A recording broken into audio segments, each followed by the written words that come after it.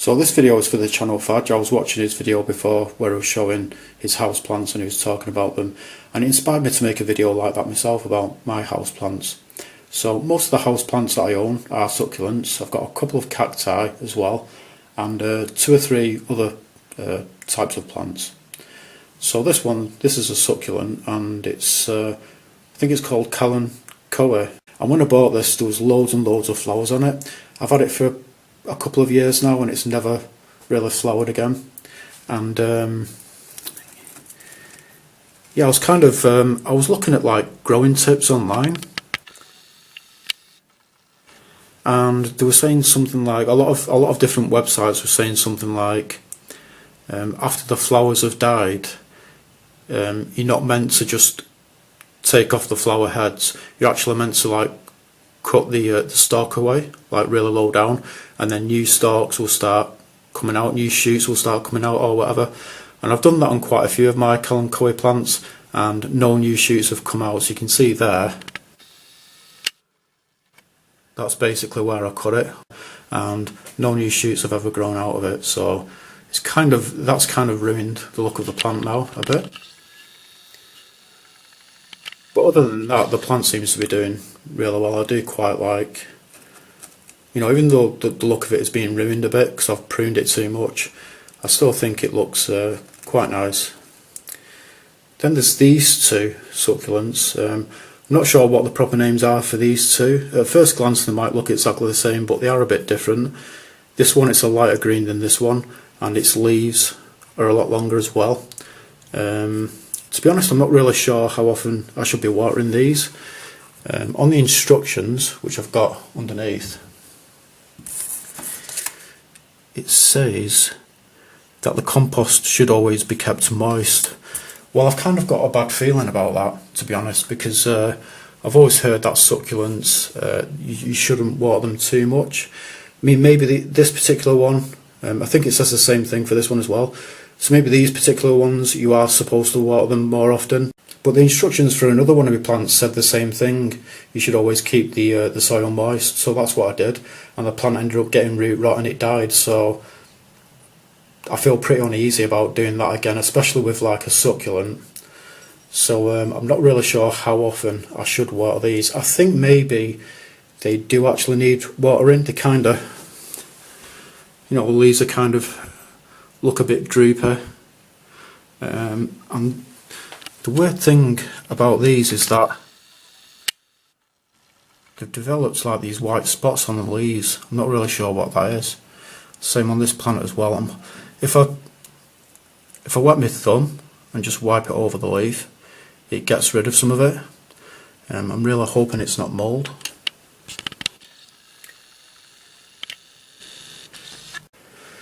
And here we have another couple of Kalanchoe plants.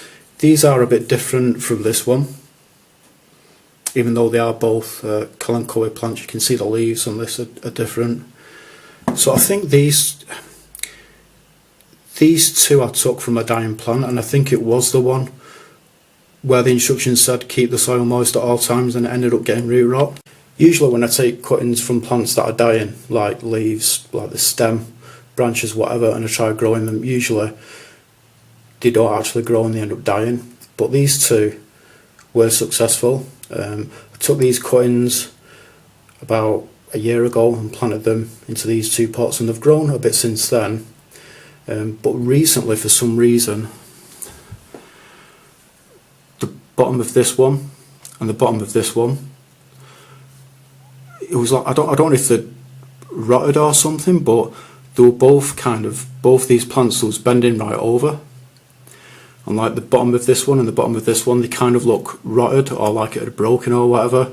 And when I touched one of these, I can't remember which one it was, it just broke off completely. So the whole plant just broke off, and you had a little stump in the soil. So I broke the other one off as well, got rid of the stumps, and I've replanted these. So I'm not really sure what's going on there at all, but hopefully they'll be okay now. This is a cactus. Not sure what the name of this one is, and I'm not sure why it's like fat there, then it goes narrow, and then kind of goes wider. I'm not really keen on how that looks. I think maybe I've got a theory. I think maybe when the top of the plant was like down there where it's narrow, I think maybe during that period of time while it was growing, maybe it wasn't getting watered enough. And then when the plant got up to about there where it's getting wider, maybe then it started getting watered more often, and so that's why it's narrow there and it's more fat there. I'm not really sure. And I don't even really know how often to water this, to be honest. I think I water it about once a month. And I don't even give it that much water either, so I don't know if I'm watering it enough or whether I'm watering it too little or what. But it's interesting how it's got like this white coating on it. I'm really sure that's not mould. I think that's just how the plant is meant to be. And we've got this spider plant. They're supposed to be really easy to look after, but I've been finding it difficult to look after this one because for about a year now the leaves have been really faded.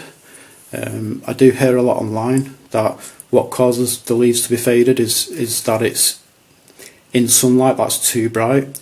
So for probably about 6 months now it's been out of the bright sunlight and it still looks very faded. I mean, right now, like in this video, it doesn't look that faded, but that's because the lighting has become a bit darker and I've had to turn the kitchen light on, and for some reason it makes the leaves look normal. But if I put this in natural daylight, the leaves look really faded. It's weird how that works, but I will show you this in natural daylight later on in the video so you can see how faded it looks.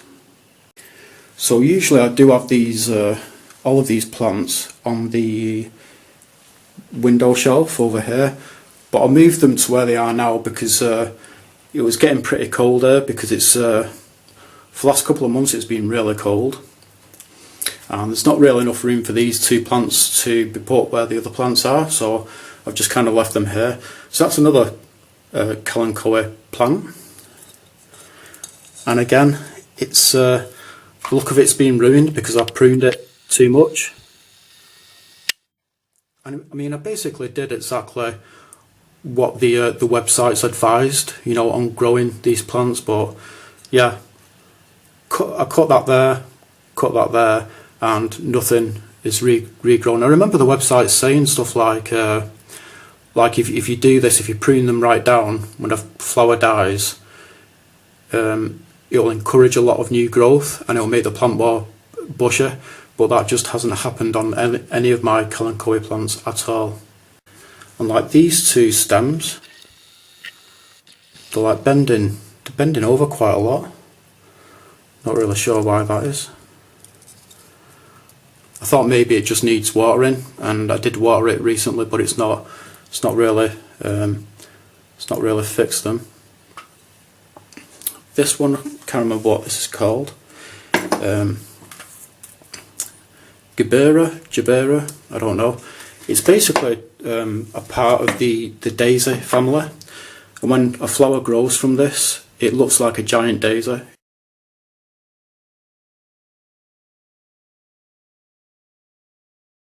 But this hasn't been doing that well recently either. You can see there's only a few leaves left on it now, like 4 leaves. These leaves are dying, and this is the only one that's still alive, so I'm not sure if the plant is dying or whether that's normal or not. So I put the spider plant on the windowsill in the natural daylight, and through the viewfinder the leaves don't look that faded, so I'm not sure how it's going to look on video, but in real life, looking at it now, the leaves just look really bleached. So I don't know, maybe it needs repotting or something, I'm not really sure. So that row of plants that I showed you before, they were in the kitchen. These plants are in the living room, and again, they've been moved away from the windowsill because it's been very cold for the last few months now, and this big one in front of me, which I really like, that's not meant to be in the bright sunlight anyway. So this big plant is called a flamingo flower, and believe it or not, these red leaves on it are actual flowers. They just kind of look like artificial waxy red leaves, but they are actual flowers. And these just last for months and months and months before they end up dying. So this plant, it's actually doing really well. when I first got it, it was really small. I've had it for about 3 years now, and it's grown quite a lot. I've repotted it, and it's the first repotting I've ever done, so I'm really surprised that it's been really successful. I was looking on different websites trying to figure out what kind of soil mix that I need for it, and each website that I go on, they'd say something slightly different, so I wasn't really 100% sure what the best kind of soil mix was to get. You know, some websites would be saying you need to use like 50% peat moss, 50% perlite. Other websites would be saying stuff like 25% peat moss, 25% normal soil, and 50% lava rocks or orchid mix or whatever. So I just ended up going with what kind of just felt best from everything that I'd read online. I think the soil mix is 50% peat moss, 25% perlite, and 25% cocoa husk. And yeah, so the soil, it's really, don't know what you call it, porous. It's very aerated, if that's even a word. So basically, it's just really well draining. You put water into this, and the water pours right through into this dish, and this soil, it ends up dry after a few days. So it's really porous and dries really quickly. And at first I thought maybe it was too porous, but I ended up finding out that these plants, like where they naturally grow, it's like in jungles or something, and they don't actually grow in the soil. The roots actually wrap around like tree trunks or tree branches, so the roots are actually exposed to the air. So that's, you know, you can't really kind of get any more well draining than that. So this soil mix, it should be ideal for it, and it has flourished. Only recently though, it started to lean over a bit, and the first time it did that, it was because it just needed watering, so I watered it and it ended up straightening up. But recently, when it started leaning over again, I watered it and it didn't really straighten up. I'm not really sure why. I then watered it again a couple of weeks later, and it seems to have straightened up a bit, but not completely, so that's why I've put like this stick in there to support it. Here's another Kalanchoe plant, and this one looks quite nice actually. Let's see what it's called. Begonia. And yeah, you've got to be really careful with watering this plant, because it can really easily get root rot. One day when the soil was completely dry, I watered the plant and I soaked all of the soil through, and for days and days, I think maybe even a few weeks, the soil just stayed wet, and it ended up getting root rot, and so there was more of the plant and a lot of it died, and this is basically what survived. So I don't water it that often now at all, and when I do water it, I'll just put in a little bit of water, not much at all. And that leaf is kind of going a bit brown or whatever. But yeah, this is a flowering plant as well, but it hardly ever flowers. And then lastly, we have this this cactus. It's quite tall, and it's called, probably not going to pronounce this right, Pilocereus azurus. So I don't really know how to look after this one. I've not really kind of looked into it online. But yeah, so my mum actually had this plant, and I think it had never been rotated for about 10 years, and that's why it's leaning over that way, because the plant was never turned. So I'm not really that keen on how this cactus looks, because parts of the plant, they just go really thin and like scrawny. I think maybe during its lifetime there was like periods of maybe months or years where it wasn't watered often enough. I mean, I'm looking after the plant now, but for about 10 or 15 years my mum was looking after it in her house. And yeah, so you got bits like this that kind of look dead or rotten. You know, it kind of bits where it goes really scrawny, and you got things like that on it, and like this one looks really kind of horrible and scrawny kind of malnourished. But like, kind of like the new parts that are growing it, they look really nice and healthy, apart from that black bit there. And then you've got these bits as well that are growing. So I kind of like want to pull these bits off and try just growing them and getting rid of the rest of the plant, because it just looks awful. But it kind of feels like a shame to get rid of the rest of the plant, because I don't like the idea of throwing a plant away which is still alive, and it's taken many years for it to get as tall as what it's got. But yeah, that's pretty much it. Those are all of my plants.